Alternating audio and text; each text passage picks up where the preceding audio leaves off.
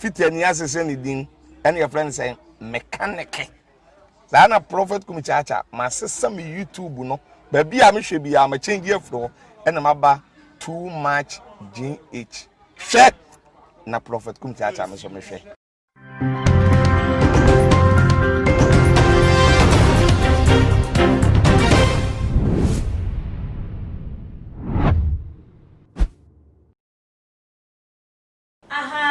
too much GH Muniaba Ekesikapa and Amotimini na Ghana Wahala Jumedi and so Enawani Egusu Awoshe. Na Ebusia says and say dear and I say another just offer babia a dear what here and Yuma what here and send me for Wasumu yeah just say Unkoma Elko Swinina a young Casa young papa ya dinina a year flies Lieutenant Jerry John Rollins Tawa touches I am perfume a day ama o my Ghana and no any adriana say Ghana ye die in so Ghana ye nom in fifra ye pepa ye and Yuma ye asa yes such as say bibia wo be any bia no na say yam papa yi ni bibi ebata ho ni din ebata ho nensem ebata ho ni mfoni ebata ho ni videos ebata ho na ebusia ni nyina no ye yam papa woda ye asori kese ano the Action Chapel International Baba Bonten ama wono nsosom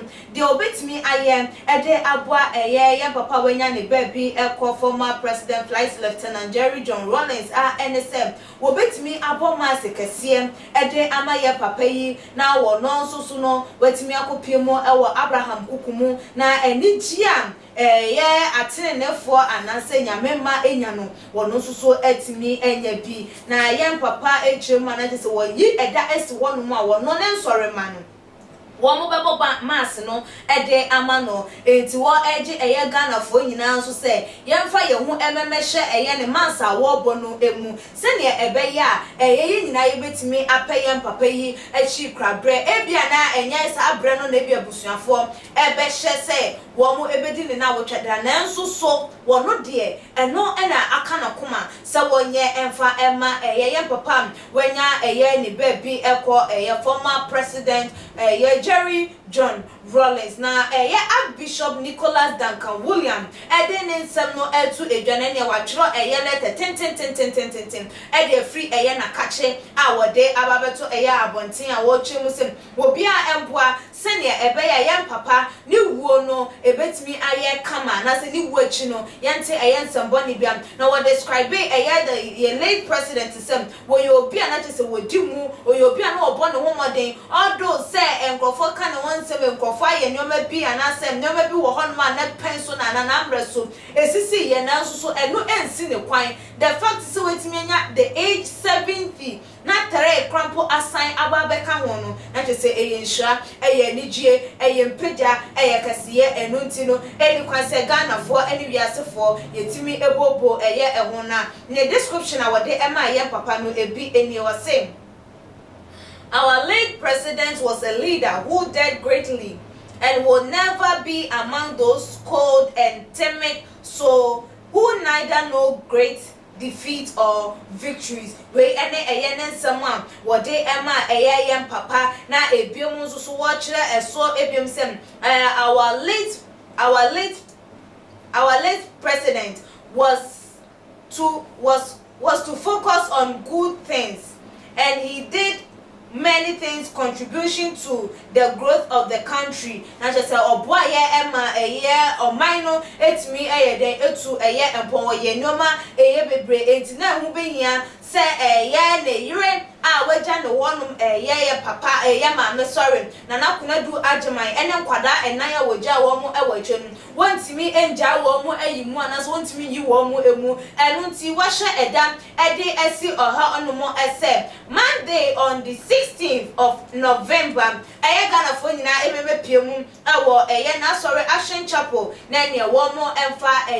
enkomo na na se wo sorry no don hwere baako enhwehwe eso na ebusuafo ne letter wode eba efri na kache no na that screen no eso no na the latter part no a wo share date no na ebusuam kenkan ede amamo enti na wawe wasom na watie ede amaye. I say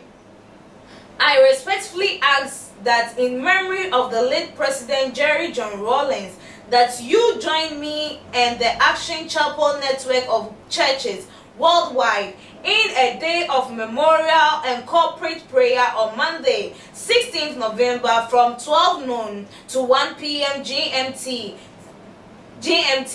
at the Prayer Cathedral, Spinthurst Road, Accra. Or you can join us online on Facebook Live on archbishopnick.com. Yeah, papa no say and what day nsem no etu eja latter part no cho was say God bless our homeland Ghana and make her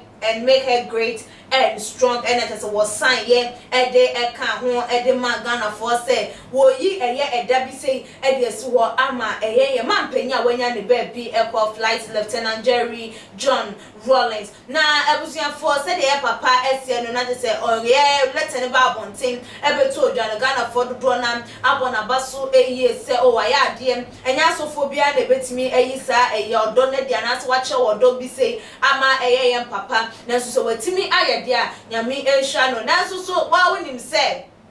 de obia hune etie na obia eni ni nanim eye different no sanso no obia adwene esusu ye different na say bi so wo bonachi say we hwehwe ni mu ade e na wo ye kuku da mawu nkofo bebre wuwu ewo eye wo meyi emu a obia ni ho no a wo bo mass e ma no abrache say yenye eye ewufo suma na say busuafo ensi enkonya enka say wo mo eye na wo twedenti we de eye hwehwe ni mu wo ye anya nipa ni mu adom na so so wo ye sadia ene na entwaye na susu ebusian obia ne hawa wadwen ene obia ne hawa wo no susu no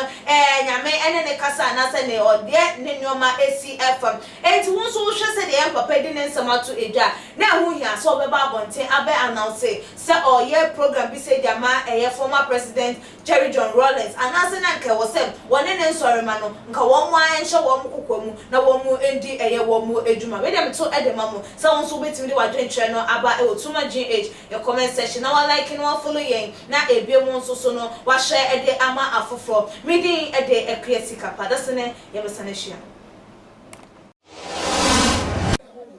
Too much GH. We did that say Japan. A break PM Besame TV. Me share too much GH. The move for. Hey, almost sports and as entertainment. Hey, the move for. Munko so show mo. No anybody GDB. Madam I say love you. Too much GH. We boy wate. Shout out to your fans and everybody who is watching Too Much GH. Me dey the Isaiah Kodwampo. We betumi afem the great tempo. Mbrenbren. Wonu me nka mo ni ehwe Too Much GH. Too much GH. Mu ye too much. Na me so me ye am on fire. Too much GH. Many have come and many have gone, but you are a great Kankambuka ability, worth being beheld by every optical nerves. That saith the papacy. Keep watching Too Much GH, and you get the best of entertainment, the best of everything you want. My name is Ohima One. Keep watching Too Much GH. It's the best. Keep watching Too Much GH.